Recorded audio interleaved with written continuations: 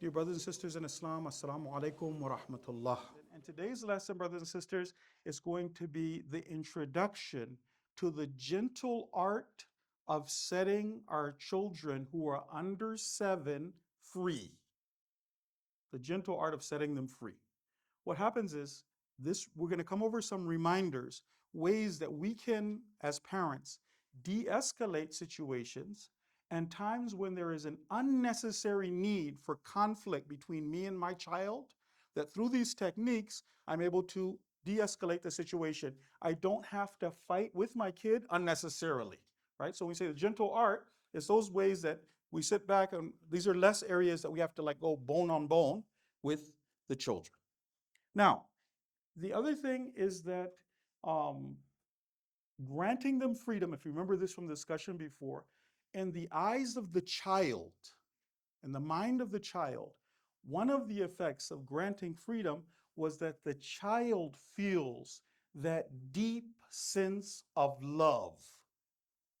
The child feels it. Those who set me free, those who, in the child's mind, let me do what I want, they're doing it because they love me.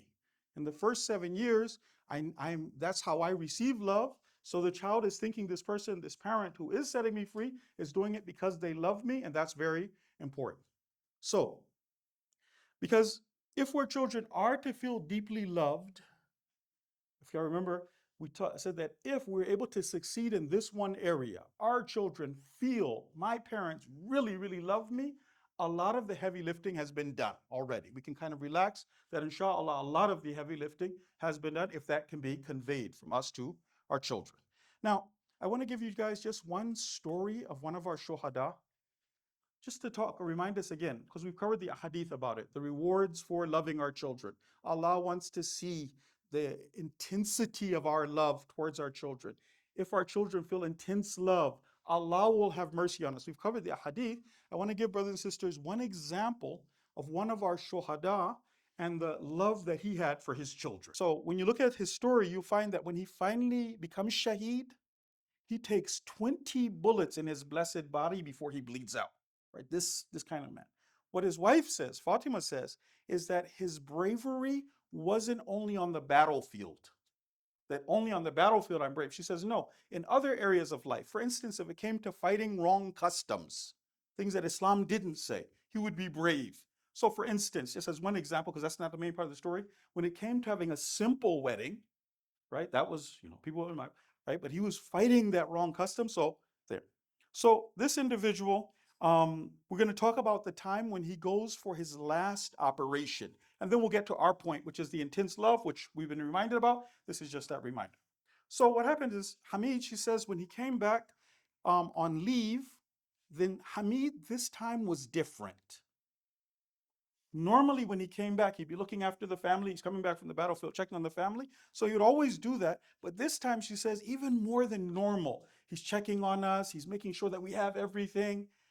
And again, you see that spirit of, I will do the heavy lifting for others. She says, their father, his father, had left them a house. He left the house in his younger brother's name. Right? The house is in the younger brother's name. I'll do the heavy lifting myself. But now when he's talking to Fatima, he was telling her, he said, how are you going to handle not having a house after I'm gone?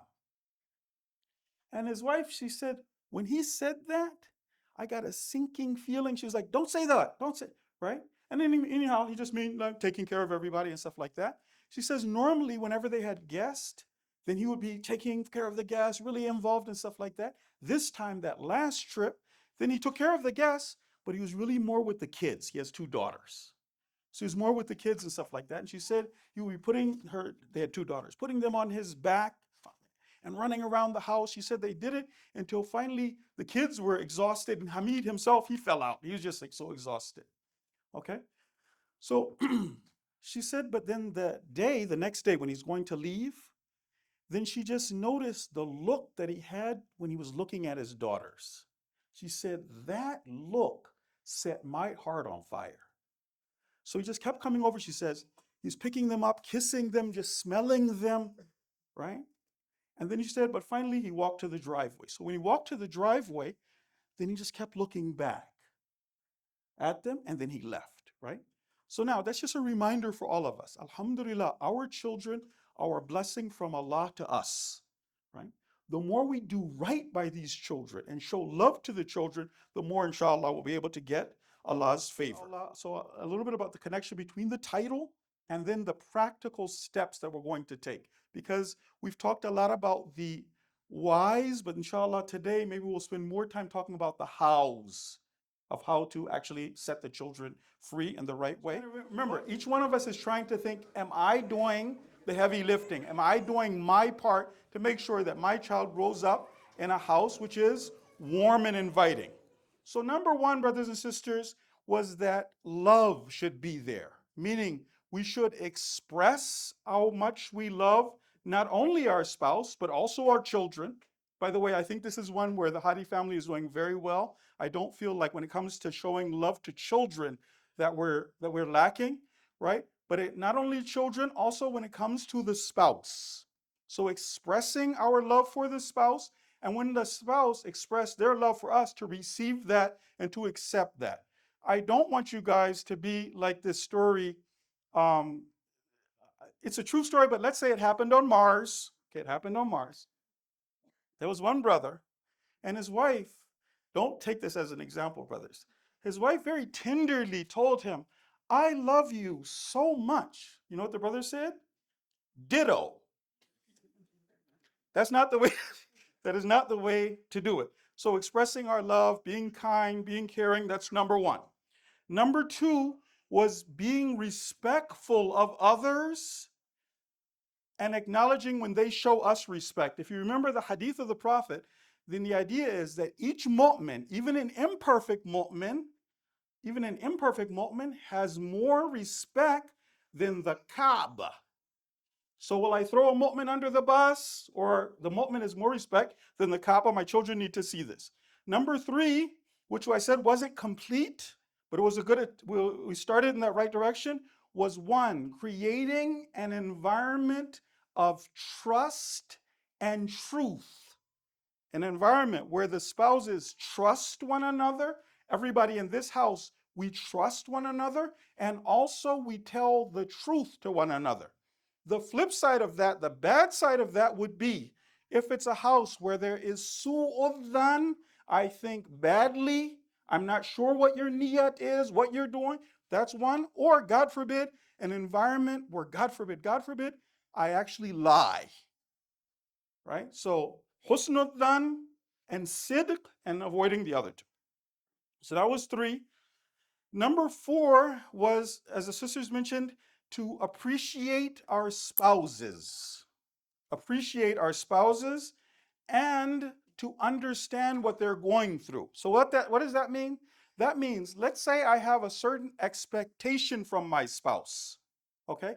If I understand what you're going through, and each one of us, again, each one of us is saying, am I doing this? What are you going through currently? So as an example, let's say my spouse is now pregnant. My spouse is pregnant. Then the expectations that I had from her before, now I say, okay, well, look, this is the first months of the pregnancy. I'm going to adjust my expectations. So one is, I understand what you're going through. The other one is very important. What are the blessings that I'm receiving from Allah through my spouse? Even if the efforts aren't perfect, they're not 100%. Am I receiving any blessings from Allah through my spouse? I notice that. I appreciate that.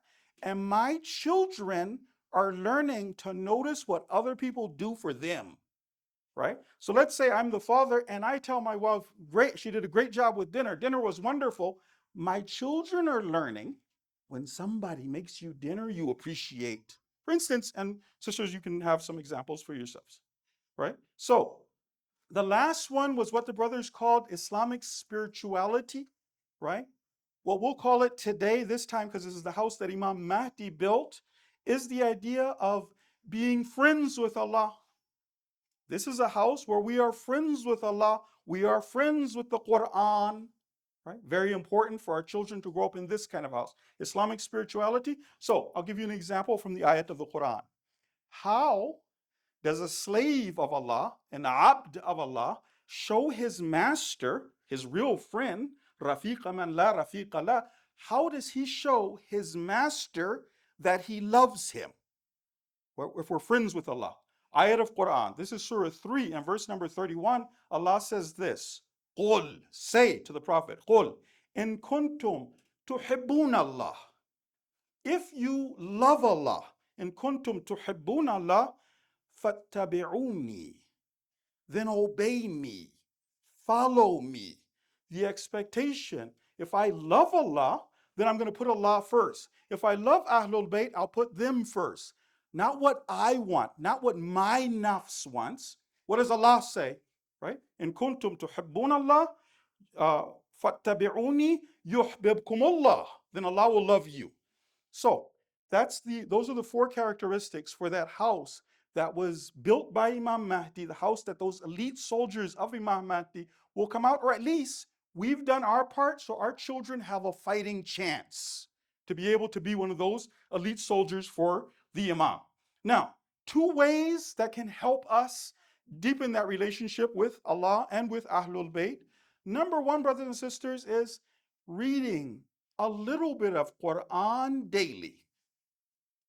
Reciting some of the Quran, even if it's not a whole lot, but that Quran that we recite and we're paying attention to the meanings, that Quran will do wonders for us. So many of us developed a habit during the month of Ramadan where we would read the Quran frequently, but if we can continue to have that relationship with the Quran where on a daily basis, even if it's a little bit of Quran, I'm reading that and I'm pondering. I'm thinking, what is Allah's message to me? So reading Quran.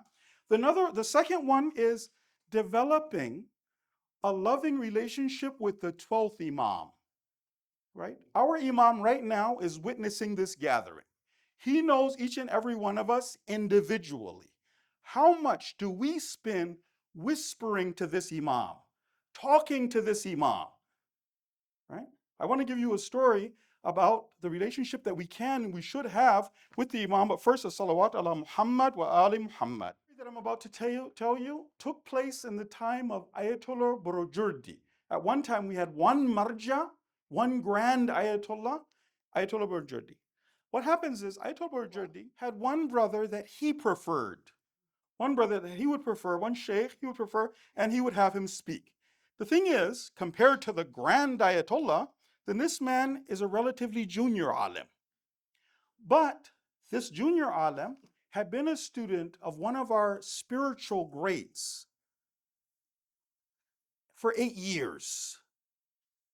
Shaykh Hassan Ali Nukhodaki, if I get the pronunciation correct. He'd been his student, his personal, like a spiritual student of him. So now, he's his student, and now what happens is, the Grand Ayatollah has him speaking in his thing.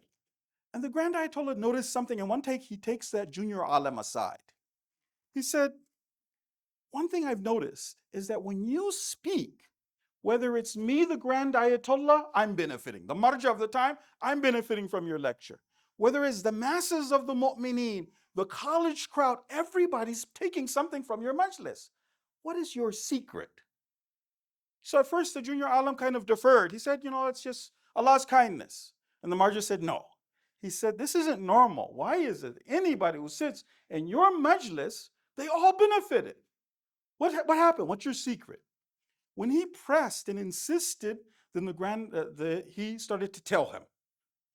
He said that what happened was that I had the tawfiq of going to Samarra. And I knew all of the secrets in the world are over there. So he said, one time I went to make ziyarah. And when I went to make ziyarah, at that time, the type of Ayatollah Burjurdi, the caretakers of the shrine were our Sunni brothers at that time. They're Sunni brothers. So what happens was at, let's say midnight, I don't know what time, they're about to close the shrine. So the sheikh is sitting there, and the sheikh said that I took out a hefty amount of money, and I told them, I said, I'm a sheikh. I'm not going to mess up anything inside the haram. I would like you to let me stay overnight. I'm going to stay until Fajr. Large amount of money. He gave it to the caretakers. I'm a sheikh. I'm not going to do anything. So they took that and they accepted. So he said that after it closed, the doors closed, then he said, I remember two customs about the Arabs. He said, one of them was this, that if you were invited, somebody invited you for food, and they set the whole table up and they're expecting you to eat, and then you said that, I won't eat. And they're like, why aren't you going to eat?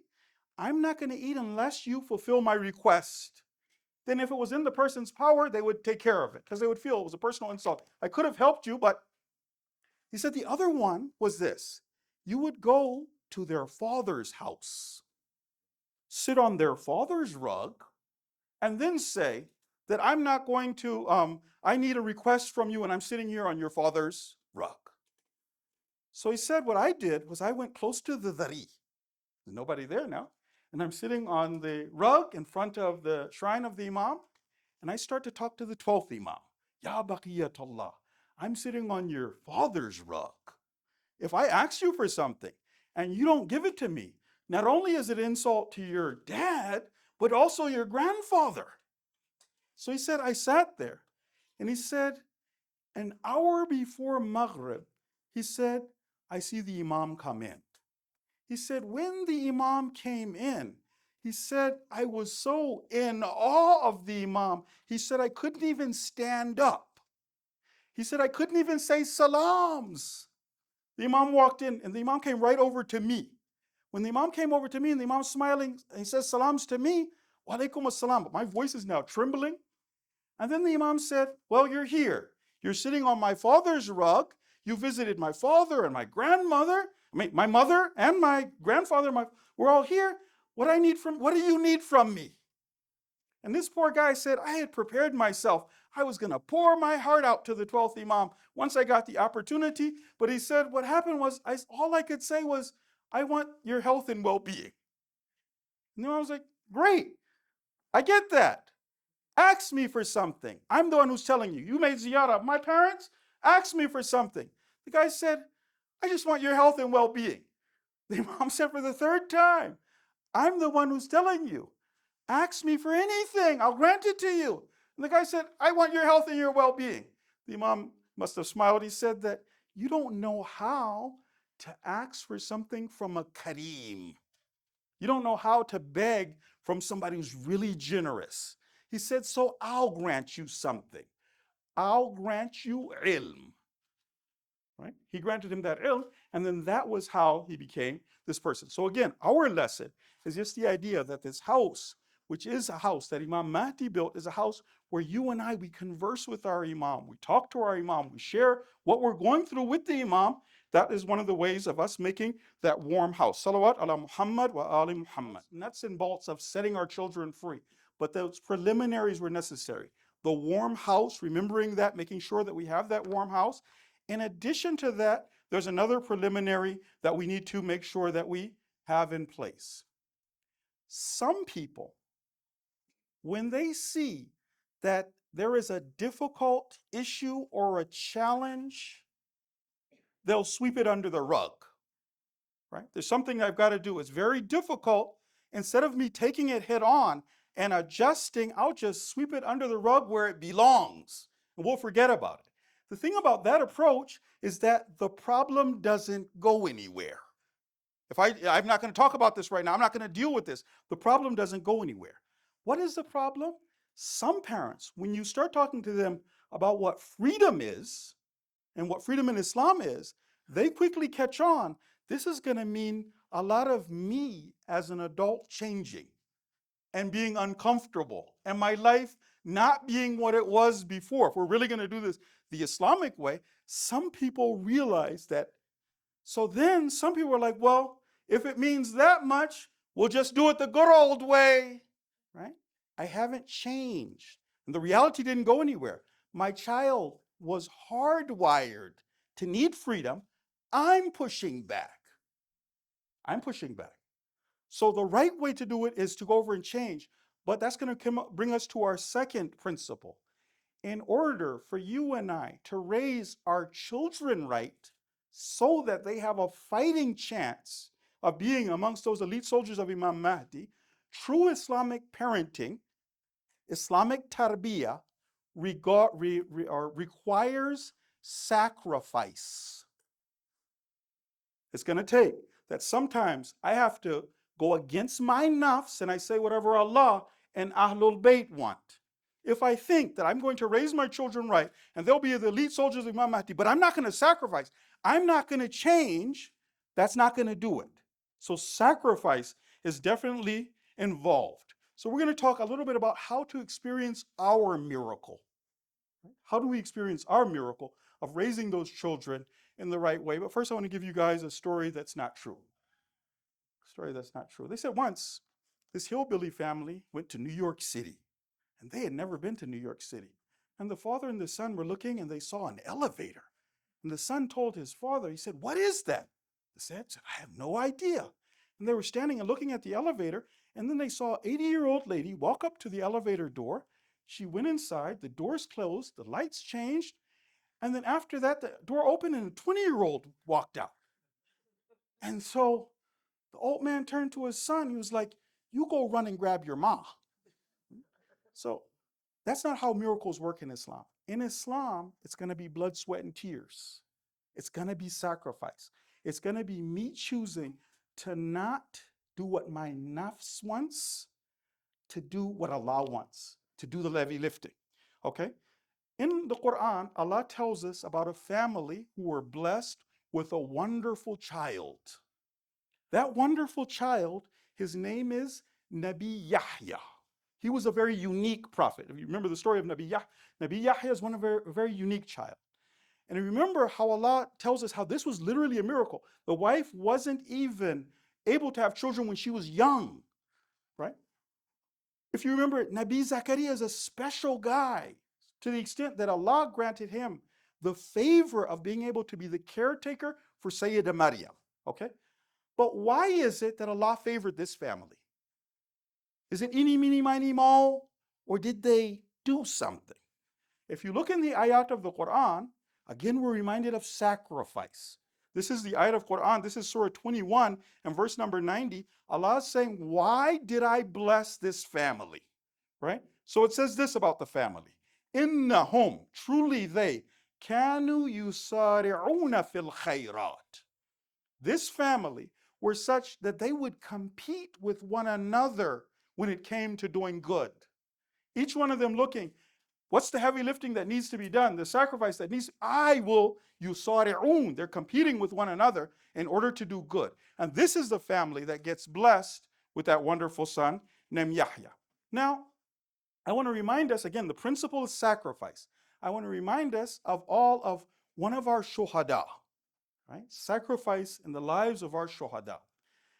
This young man who, you hear me talk about him a lot, right? His name is Shaheed Mahdi Zainuddin.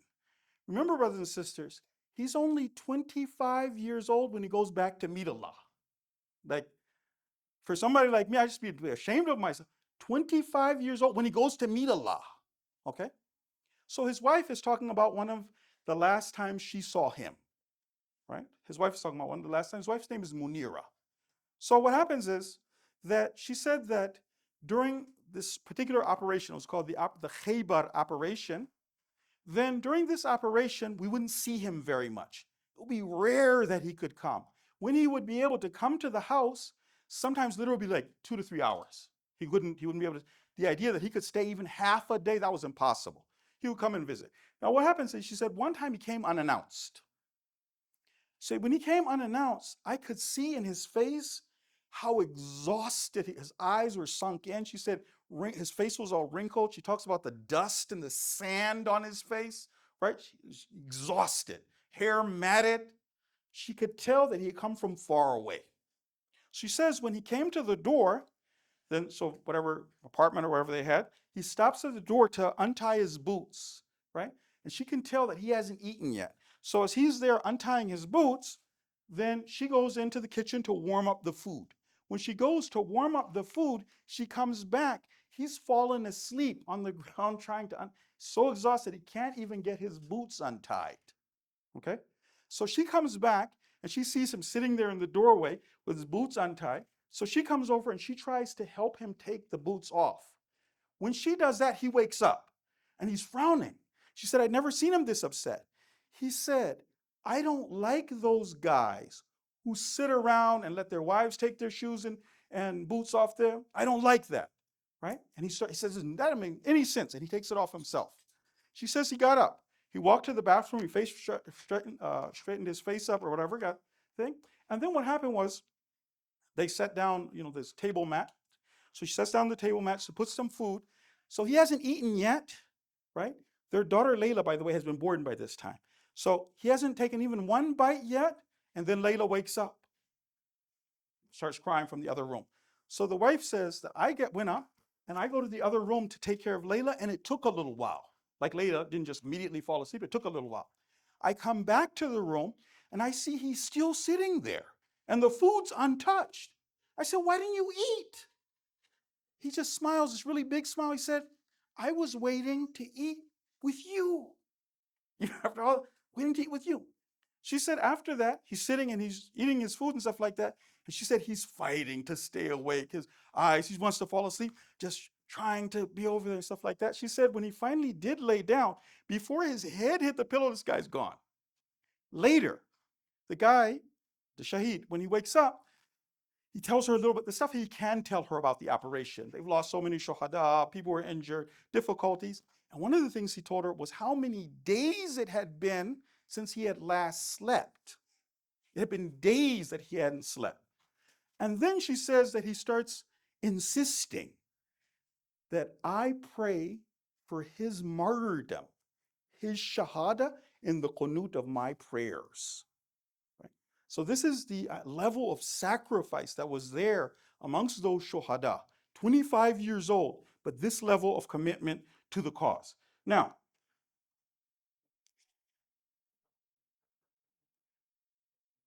by the way, you and I don't only want to look at the shuhada as a finished product and then say, well, they were so incredible. If you look at how he was raised, you'll see that Shaheed Mahdi Zainuddin, when he was young, he was naughty. When he was 7 years old, in his first 7 years, getting into things, always, right? That was part of it. So his parents raised him right. His parents raised him right. Then the second 7 years, you see the results, him being mannerly. A brother tells a story about him. This is the second 7 years. For the second 7 years, he says that in my neighborhood, we had arranged to have soccer teams. So we made 3 soccer teams. We're all playing soccer. Now, if you're playing 3 teams, that means one team has to sit out, right? 2 people playing, 1 people sit out. Now he says Mahdi's team is playing, and Mahdi's team is behind 1 goal, right? So, if you're playing sports, you're almost there. He said they pass the ball to Mahdi, and Mahdi is right in perfect position to kick the goal and score. And I hear Mahdi's mom call out, Mahdi, Agha Mahdi, we don't have bread. She said the little boy who was ready to kick the ball, he stopped the ball on a dime, passed it to one of his friends, and then he ran off. Go get bread, right? So it pays to do it the right way. You just have to be patient for those first 7 years. Now I want to talk about a principle that's really important. This is from Sheikh Panahian. Okay, so there's a principle. Remember what we're trying to do. We're talking about some policies that will keep us from having unnecessary fights with our kids. Unnecessarily that I have to say, no, don't do, stop. I want to remove those so I can just have that loving relationship, right? It'll be rare when I have to come down and say, no, we don't do these things, okay?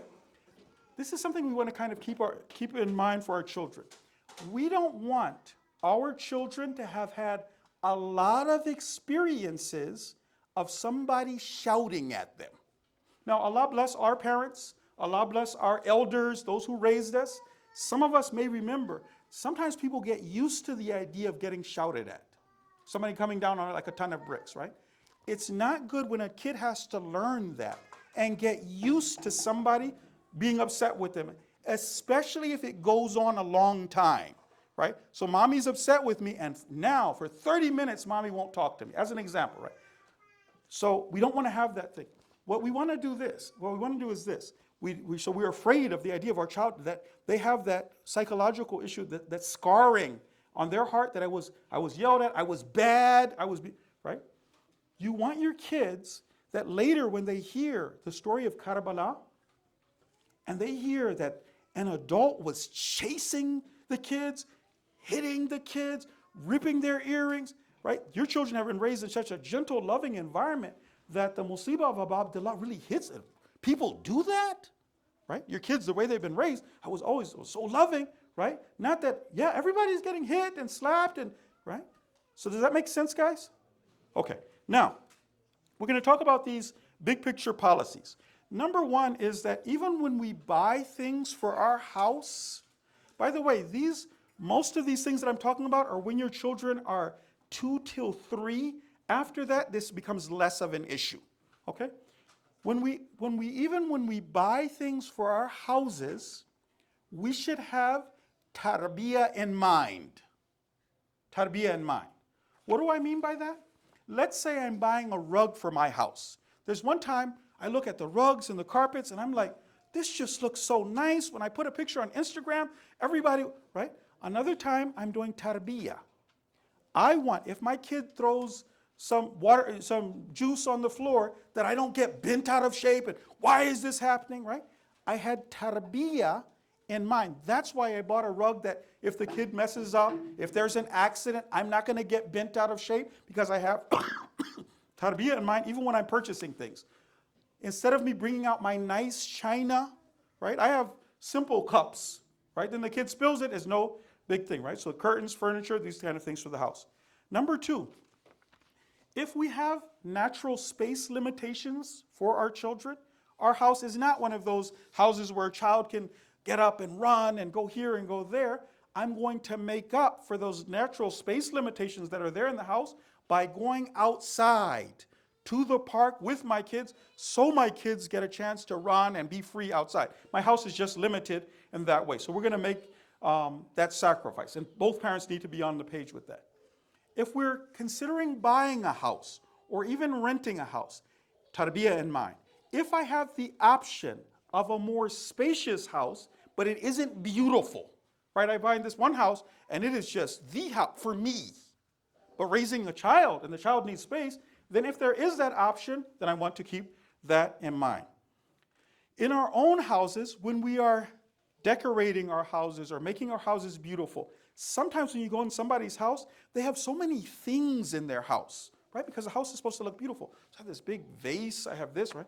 Another time, tarbiyah in mind, I have open spaces. So kids can run and do things. I had tarbiyah in mind even when it comes to creating space within the additional, within my first, the house that I have, right? So even the things that I'm purchasing, well, I can have a glass table that looks so wonderful and it sits on these two legs, but then one kid hit, right? Another time, tarbiyah in mind is the idea of participation and guidance when it comes to my child being free. Participation and guidance. So what does that mean? That means this. My child is now being free and they're going to engage in some game, right? If I'm participating, then I am a fellow playmate with the child. We're both playing whatever game it is.